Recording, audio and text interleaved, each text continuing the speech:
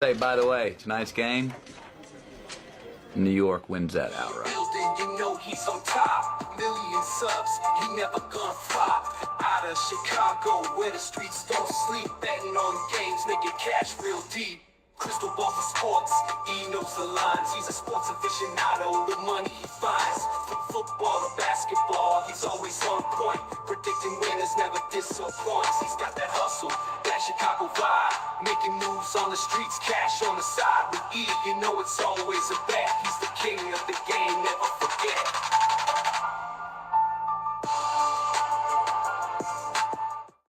Hello and welcome to the Etoft21sports show for May 20th. How is everyone doing? My name is Erik. I'm the man behind Etoft21sports. Yes, it is May. I'm wearing a winter cap because it is fucking freezing here in Chicago in the mid-40s. I have my goddamn heat on May 20th, and I'm not happy about it. But we're not here to talk about that. We're here to talk some sports betting, and this week's guest is my boy Chase, the Notorious OTB Podcast host, handing out nothing but winners every single day of the week. Really excited to pick his head. He's going to talk some bets from Evangelina Downs, and we're going to shoot some shit. He was the first ever guest on here. Really excited to talk to him. But before we get into all that, I would like to say thank you to the sponsors of the show, justouttennis.store. Visit justouttennis.store. Use promo code ETOFT21. That way they know old Uncle Rico sent you. And ProphetX. If you're not using ProphetX, guys, I really feel this peer-to-peer betting, this is going to be the future of the industry. DraftKings, FanDuel, et cetera, et cetera, et cetera. I think those are going to be so much limited because I think there's going to be all these lawsuits that come on from all these younger people betting too much. That's going to be this peer-to-peer thing that's going to be the new future of sports betting. So anyway, download the app, use promo code ETOFT21. That way they know old Uncle Rico sent you. But enough talk about that. Let's welcome this week's special guest from Arkansas, my boy Chase, a.k.a. the Wolf of Oakland. Chase, how are you doing today, my man? Doing well. I didn't realize that I was guest number one. I guess I probably knew it at the time and just forgot it. But hey, it flattered me. Guest number one. Part of history.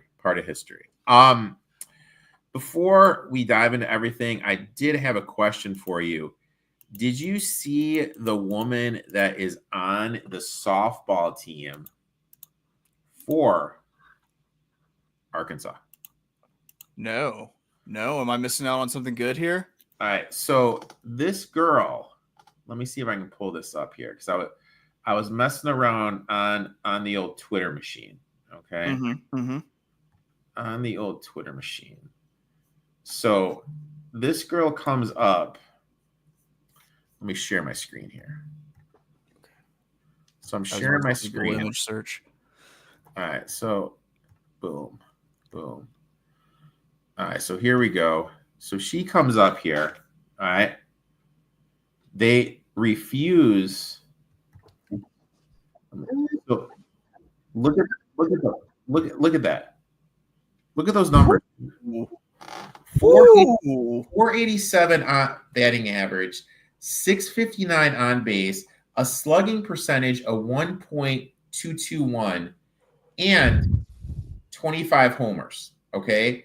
So this is the stats she is bringing to the table, all right? So basically, she comes in. Look how far the catcher is off the plate right now.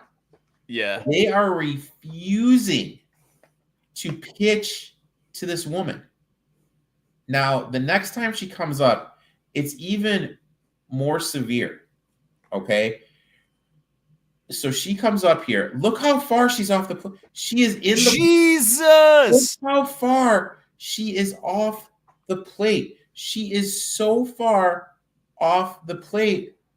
She's literally in the other batter's box. She's in the batter's box as if a left-hander is hitting, which is absurd. And you can see her, like, for those watching, she's mocking, walking to first base and everything. Now, she has yet to face a pitch, okay? 2 times up, yet to face a pitch. Comes up again, gets hit for very first pitch, okay? Very first pitch gets hit. So now she's been up. She's faced 9 pitches, yet to have a strike, Okay. 9 pitches yet to have a strike. All right. This blonde is like making a sad face, whatever. So now bases are loaded, so they have to pitch to her. Okay. Bases are loaded. They have to pitch this lady. And just watch what happens. I hope she hits us a fucking mile. All right, right there. All right. She got to look right there. She got to look right there. Now watch this. I think this is it. See ya. See ya. It's jacked, dude. I'm really sad that there was a screen there so we couldn't see how far that Just essentially flew. Completely jacked. Cowards. That's what you get. I mean, and they won the SEC with that. That's awesome. Yeah, man. I've not been paying attention to anything, so I'm glad that you showed me that. I might actually have to figure out a way to watch some of these ladies softball games because, yeah, man, they've been on the cusp of something really good. I think the problem has been that like Oklahoma has been really, really good, and they keep like running into Oklahoma and like the regionals or the super regionals and stuff. And the other thing I want to ask you, your Razorbacks, they lost a piece today. Boogie is going down to Florida. Thoughts, concerns, anything? I'm not really concerned just with the nature of the portal and everything. I mean, he's pretty good. He kind of put it together for the tournament, but we also did, at the end of the season, we did a lot of what we were doing without Boogie Flan. Like where it was a concern that when Boogie Flan came back, that it was going to maybe be an issue, like a mess up with the chemistry. Of course it wasn't. He's a great player. It sucks to see him go. I think we'll be okay. I think Calipari's just now really getting into the whole like GM element of it of like, now I have the money behind us with Tyson signing the checks. And now I'm figuring out this whole transfer portal thing. So I'm really excited to talk to you. Obviously, huge horse race, and that is your takeaway from the weekend. What is your takeaway from the weekend, my friend? Man, I had been someone who was a believer that buyer speed figures that come from California are top heavy. Like they're a little bit bigger than they should be. And I had really been doubting journalism, but I implore anybody to go back and at least watch the stretch of the Preakness, and you have to appreciate how much of a freak this horse was, because so the horse essentially, Umberto Rispoli forces this horse into a place where there's not a place to be. He gets bumped around. The Clever again gets bumped into the rail. The horse, I think it was Game On, the Bob Baffert horse, like goes into him and kind of turns sideways. And so he really lost his stride in that spot. But when you watch the replay, watch his feet and watch how quickly like it turns into from that bumped stride where he's just kind of really regathering his balance into as fast as he was moving. The fact that he went from like not very fast to that fast and be able to catch Gosker and also hold off Sandman, who had a full like run, non-impeded like runway. Like it was super impressive. I think the horse is super good, and I really hope that they let him race past 3 years old, and there's not some big lucrative stud deal that makes it not worth it. So let's make some money. All right. Some people are saying Baffert told Game On jockey to do that and run into him. No. If you look, especially like watch the NBC replay where you have the drone footage from above, you'll see that there's really not any space for Umberto Rispoli to put journalism in. Like he really like muscled his way through there, and he got the win because of it. So I don't think that Baffert told him to do that. I think he did that in the Kentucky Derby with his horse on the rail, Citizen Bull. He told them to wipe them out, but there's nothing like that in the Preakness.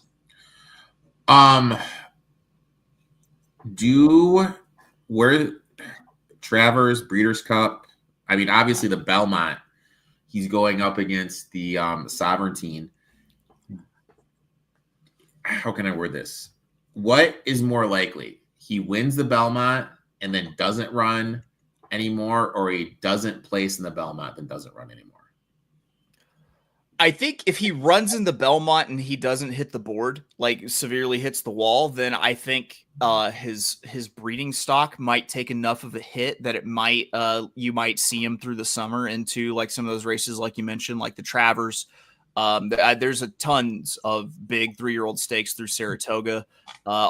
They might move him out west to Del Mar and have him summer out there and just probably clean up in all their stakes races that they have. So I think it's probably better for racing fans if he does run in the Belmont and doesn't do well. I think he's more likely to not have a good Belmont just because I think he might be a little bit distance limited pedigree wise. Like I feel like 1.25 miles might have even been stretching it. And this like 1 3/16 was really a sweet spot. My takeaway, the thing about gambling is you all want to get ahead of the curve. And right now, with all these Giannis Antetokounmpo rumors running wild, this is a spot where you can get ahead of the books and adjust. I had a little birdie tell me from someone that he trusted that it's almost as good as done Giannis to San Antonio. Now on DraftKings, Giannis is currently plus 380 to be traded to the Spurs. Honestly, that number's too short for me to touch, but I think this is where the value is. The Spurs are sitting at 22-1 to win the title. If Giannis ends up there, this number is going to drop dramatically. So if you're a believer in the smoke, this is where you can beat the market. Also, let's not sleep on the under angle here. If Giannis leaves the East, that conference becomes insanely weak. I mean, if you rank the top 10 players in the NBA, now keep in mind Tatum's going to be out next year with his Achilles injury. Pretty much all of them would be in the West. This opens up the door for someone in the East to make a deep run, and there's value in betting the futures now. Here are the 3 teams I think that offer value. The 76ers, I'll be real, I think Embiid's a clown. I don't trust him at all. But with how down the East is, there's a world where Philly ends up as the best team. Maxi's going to take another leap. They also have the 3rd pick, which could be flipped for another player. They also have Paul George around. The Magic. People will never admit this, but if Jalen Suggs had played, the Magic would have beaten the Celtics. They're a shooting guard away from being elite, and there's legit rumors floating around that they could be targeting Jamal Murray in the offseason via trade. That would booster the backcourt, add much-needed shooting. And lastly, my Detroit Pistons. Let's be honest, they should have been in the Knicks. And they were without Jaden Ivey, which really limited their offense. He's coming back. They could swing a deal for Devin Booker. A Cade Booker backcourt in Detroit is scary. Let's not sleep on that. Bottom line, if you believe the Giannis trade is more than a rumor, now's the time to bet these futures before the market reacts. That's how you make money long term. You buy the rumor. It is exactly like betting in the stock market. So I just got this notification. Now, I admit it, I follow the lawsuit lady on Instagram. Okay. And she's always like, hey, you know what? Sign up for this lawsuit. And I did the Facebook one a couple years ago. I got like $250. I just got a whopping, are you ready for this? $12.60 from the Cliff Bar lawsuit. Woo! That just bought me half a burrito bowl at Chipotle. There you go. So, it's coming up, Uncle Rico. Look at this. The small things in life, man. Everything adds up. Now we got to shift our attention over to our bets for the night. But before we get into all that, let's take a gander back at how we did last week.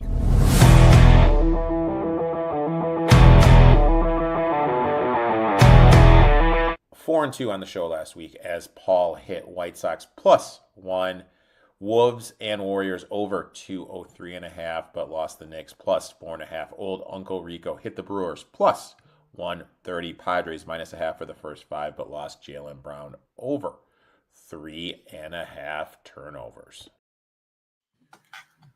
I always love betting turnovers with Jaylen Brown. That's one of my favorite bets to do because he has literally no left hand. Let's dive right into it. Really excited to have you on just because I always get caught up in NBA, NFL, NHL, MLB on this. Never had someone really focus on horse racing. That's what you're going to do here. So I'm really excited about this. Let's dive into your first bet. Yeah, man. Since Barry and I have started doing the show 5 days a week, like I literally just have the bandwidth for horse racing at this point. So here in race 4 at Evangeline Downs, I'm going to play an exacta 8 over 2-7-10. The 8 is a very awesomely named horse named, ready for this? Crawfish Burl. Crawfish and then Burl, Crawfish Burl.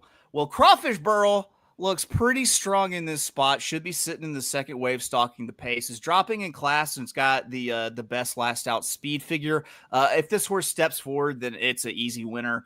So I'm going to key that horse on top in an exacta because I feel like there's not really going to be very much value in a win bet here because the horse is 5-2 on the morning line. I think it might take a little bit more money than that, especially if a few horses scratch. So I'm putting that horse on top of a couple other horses that should be sitting in kind of the same wave of pace.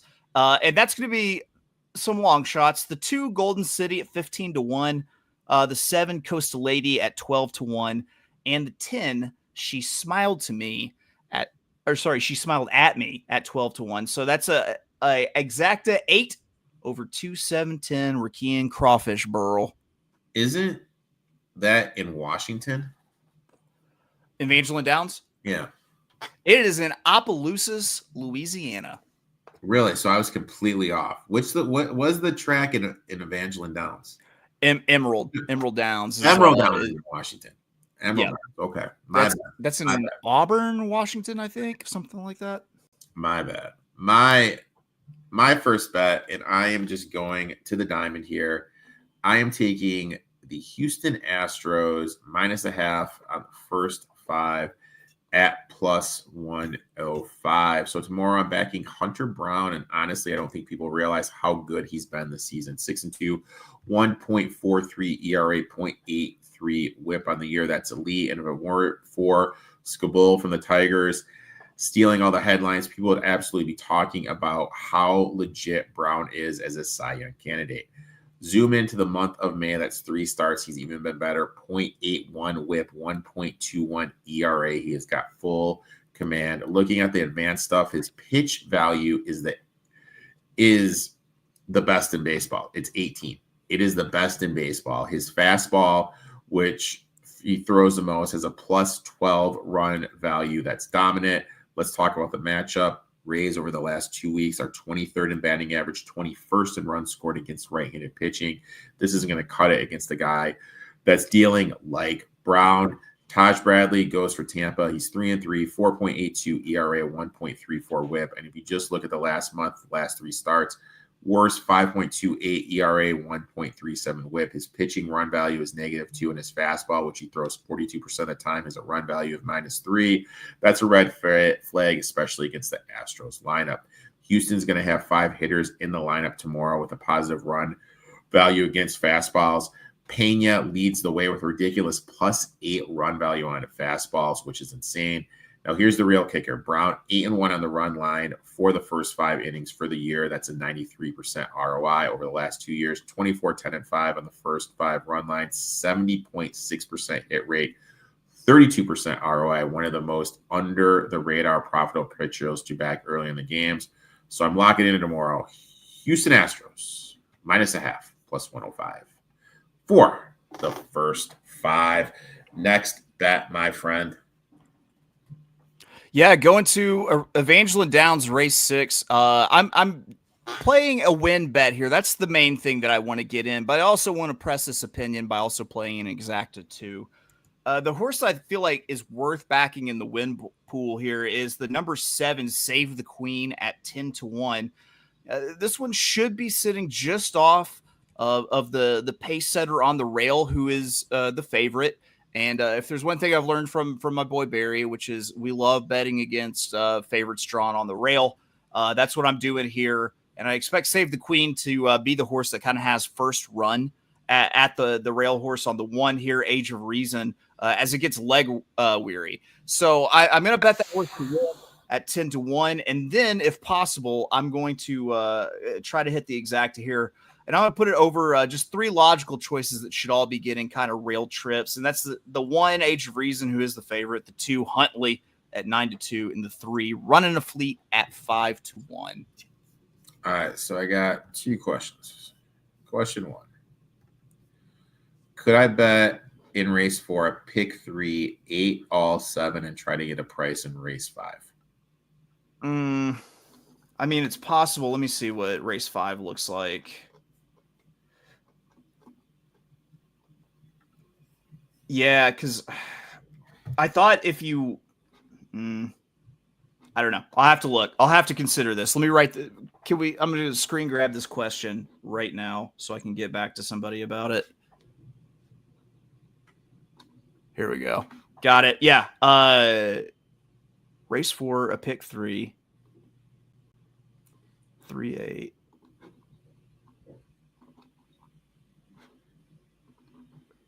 And then all.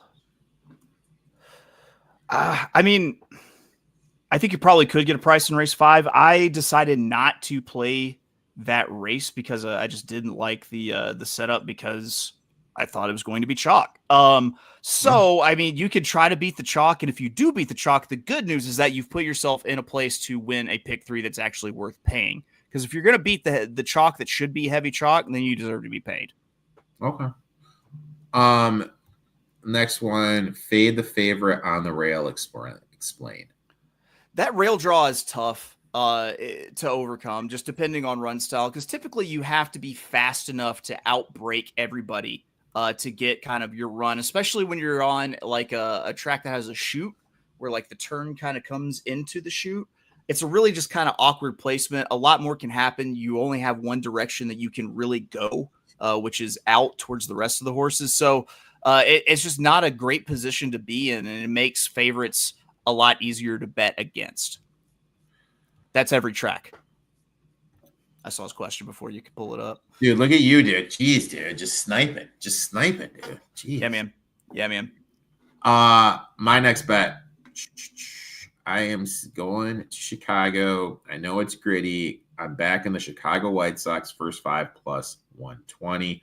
Now, I'll be real. I love the spot. Let's talk about Shane Smith. This kid is quietly approaching Brian Wu territory. And for those who don't know, Brian Wu has single-handedly funded many of my vacations. Smith's stuff is lights out. I actually saw him pitch in person, came away super impressed. Now, I know people might look at this last time and be like, dude, he gave up 6 runs to the Cubs. Here's the thing. Only one of those runs were earned. He gave up 5 unearned runs because of errors. That was against an offense that's been one of the best in the league against right-handed pitching, and he only allowed them 1 earned run. That's very telling. For the month of May, Smith has only given up 3 earned runs across all 3 starts, a 1.69 ERA. His pitch run value is a 7, straight up elite.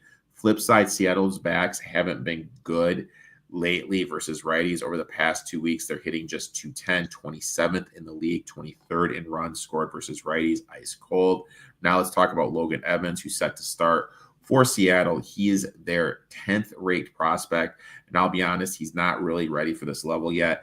Yes, his 2.57 ERA looks decent, but his whip is 1.52. His expected ERA is 4.68, and his 3 starts in May, his whip is 1.69. He's living dangerously. Opponents are hitting 296 off of him. That's unsustainable. It's just a matter of time before a team really is able to light him up. And I think this is a spot tomorrow where the White Sox backs are going to be able to get over him. And let's not look at this. The White Sox at home this season are 10-6-6, 62.5%, 32.3% ROI. That's a real edge. I'm getting some value here. I'm taking the White Sox here plus 120. My boy Shane Smith is going to keep a dealing. So the way the numbers were appearing in Let's Make Some Money's question there about that pick 3 was throwing me off because I'm seeing like 4 and 3. I was thinking, is he talking about a pick 4? Is he talking about 3? What's going on? I understand now what he's saying. So he's saying take Crawfish Burl that we mentioned, single. Go all in the middle leg, the 5th leg, which I said looked chalky, and then use that 7 that I talked about as a single again. So I think if you're going to do that, you either completely toss the chalk out of your ticket, or you only use the chalk. Like, there's no two ways to do it. And if you only use the chalk, then you have to up the base of your pick 3. If you don't, you can probably still keep it at 50 cents and will still probably pay pretty well. All right, so I'm going to pull this up here. Entry is, I'm a visual guy, my man. I'm a visual guy. Sure. I'm a visual guy. Dude, they're not showing, I'm at entries at Equibase, and they don't have Evangeline out. What the heck's going on here, man? They don't have entries until tomorrow, so it's probably just showing you today. Oh, here we go. Boom. Tomorrow's the 21st, right? Boom. Right. It's not one of the featured tracks. That's my bad. So you said we're talking race 5, right? Race 5 is the all race for the starter allowance? It's the pick 3 would start in race 4. So race 5 is the all race that he's talking about. There are 6 horses in that, and there's a misdemeanor is 8-5, and going the distance is 2-1. So how would you determine? Because I mean, either one of those could go off. You know what I'm saying? Those are still pretty close in price. How would you determine what to throw out? I guess that's my question. I would throw out both of them, especially in that short of a field, because in that short of a field, there are just a narrower amount of options for money to run through in this pick 3 pool.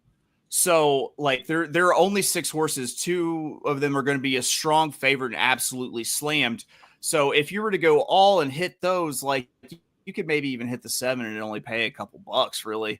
Or you use everyone except for a misdemeanor and going the distance. And you use like the 1, the 4, the 5, and the 6, and know that if you beat those 2, that you're going to get paid pretty well, provided that the 6 the 7 comes in the next leg. Because I did think that those 2 horses looked pretty tough. If I had to hang my hat on one of them that's not one of those 2 favorites, it would probably be the 1. Because you like in race 6, you like the 7, who's 10-1. Mm-hmm. Yep. So I like that as a bold single too. It's a good run style for it. So yeah, that would probably be a banger if you could get around the favorites in race 5. I just think that if you're going to be against the favorites, don't pay to have the favorites in your bet. Don't pay to have the favorites in your bet. All right. So I have a miscue because I wrote race 6 twice. For your last bet, what race is it in, my man?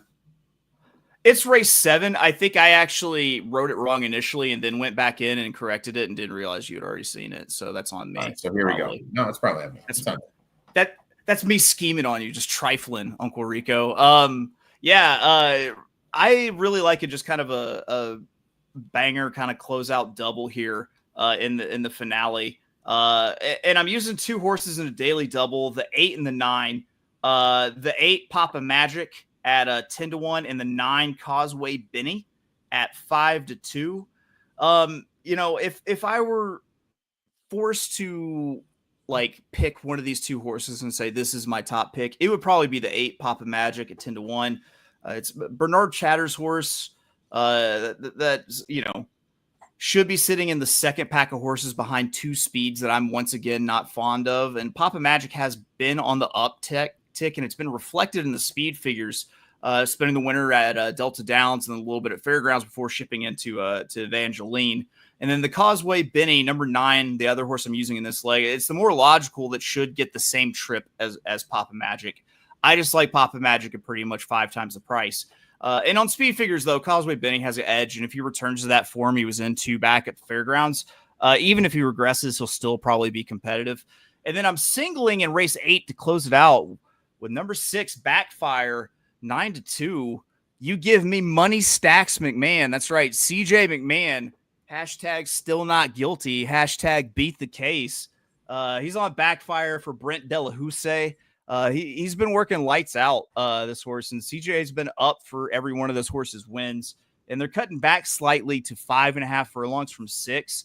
And with the way that this horse runs, I think it's only going to work more in its favor. So I'm singling my boy Money Stacks and Backfire at 9-2 for Brent Della Housse to close out the closeout daily double with 8-9 with a 6. I'm missing something. Not guilty. CJ McMahon didn't. Yeah, what? yeah. He caught a attempted murder charge. What? Yeah. Not a couple years back in Louisiana, he caught an attempted murder charge. Supposedly, like shot into a car with some people in it. Maybe. I think he used to run at. I think you're right, at Arlington. Yeah. Yeah. Back in the day. We got some NBA. My NBA bet was looking great until the third quarter started. So I'm going to do another NBA bet. I am taking, and I hate I'm doing this, but I've got to bet it. Karl Anthony Towns over 22.5. Look, he's gone over this number 2 of 3 games against the Pacers this season, averaging 33.3 points per game, including a 40-piece back on February 11th.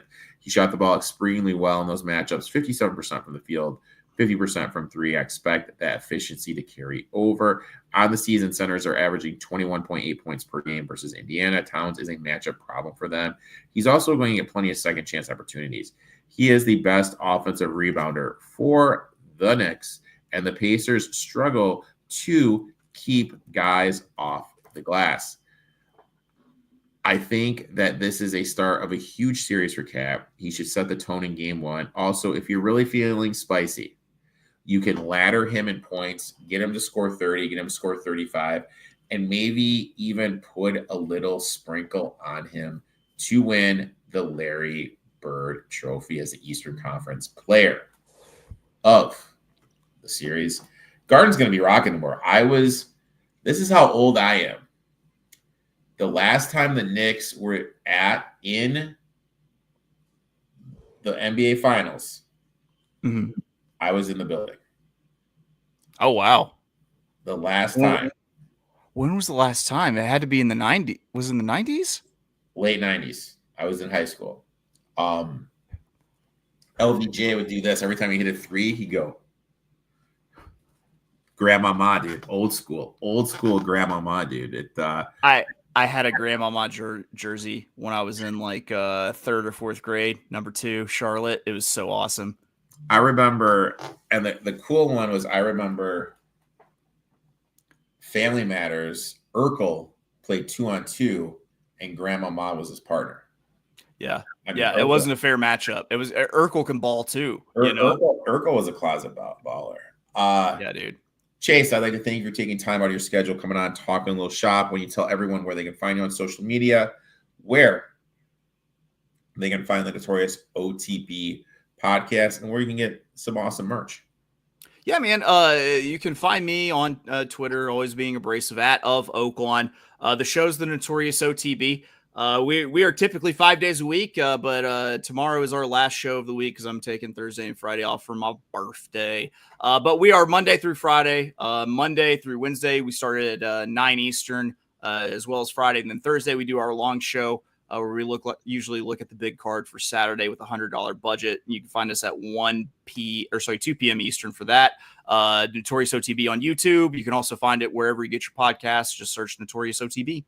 Oh, so you guys go live on YouTube too when you record? Yeah. We started that pretty much like January 1st. We started with the YouTube channel, so we're going live, and it's a little bit shorter. So we do like 10 to 20 minute episodes 4 days a week, and then we go up to like around an hour for our longer show. And then every day do you have $100 budget, or is it just for the Thursday show? We do like a rotating theme. So on Monday, we usually pick out our best pick 3 bets. Tuesday, we usually do our best long shots. Thursday are just like our best bets for a card. Tomorrow, we're actually going to do Evangeline. I have a couple of bets that I'm going to use there. And then Friday, we have what I call I Put That On My Mama, where we pick a single that we say that you can single in your pick 5s on Friday from whatever track. And we don't just say you can single it. We put it on our mamas. We got a lot of sound drops and images to go along with that. Awesome. Chase, thanks for coming on. Make sure to check that out. Guys, we'll be back next week with my boy Jake, aka the Money Badger. Make sure to check that out. Make sure to give Chase a follow. Good luck, and we'll talk soon, my friend. Thanks.